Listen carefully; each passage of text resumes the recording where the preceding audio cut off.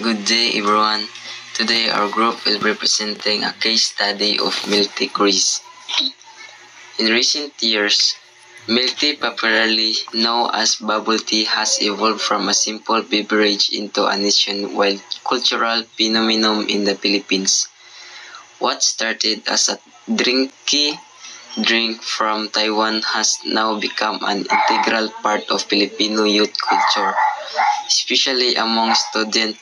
Milk tea shops have rapidly expanded near schools, universities, and malls, offering an array of flavors, toppings, and customizable sweetness labels that appeal to diverse preferences despite being considered a non-essential or luxury item.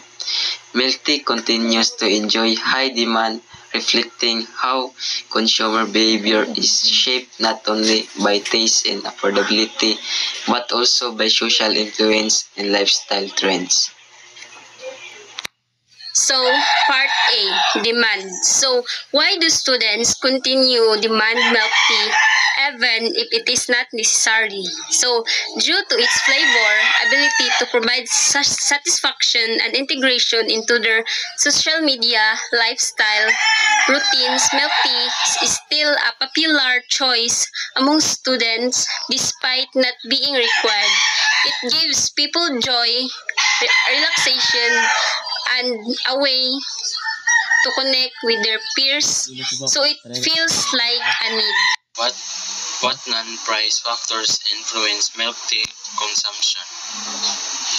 Number 1, taste and quality. Consumers prefer milk tea with good flavor, texture, and consistency. 2, brand image. Popular, the trusted brands attract more buyers. Healthy consciousness. People may drink less if they are avoiding sugar or artificial ingredients. Number 4, trends and social influence. Social media hype and peer influence can boost demand. Number 5, availability and convenience. Easy access to milk tea shops or delivery options increases consumption. Number 6, advertising and promotion. Effective marketing encourage more people to try or reprise.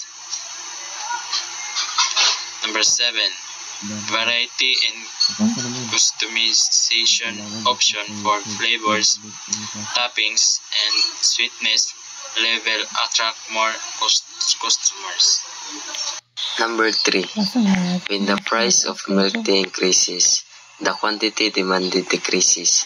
This is shown by an upward movement along the demand curve, illustrating the law of demand. As price goes up, consumer buy less. How does the concept of utility explain why students are willing to spend on milk tea? So, utility means satisfaction. Students buy milk tea because it gives them happiness or comfort. Even if it's not a need, they spend money on it because it gives them pleasure or enjoyment. Question number 2. If you have 100 pesos as daily allowance, what trade-offs would you face between milk tea and other expenses like food or transportation? So, if you buy milk tea, you might have less money for food, transportation.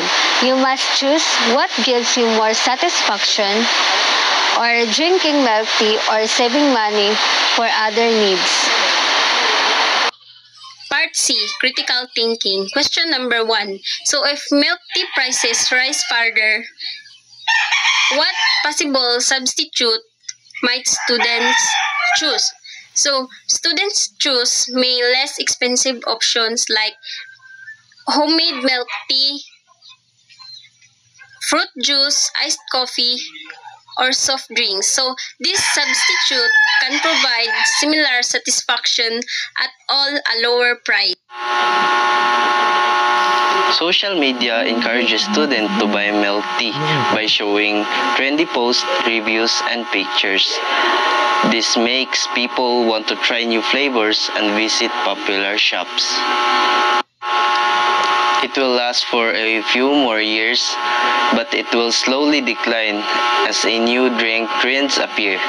People change taste over time and they might be prefer something new later.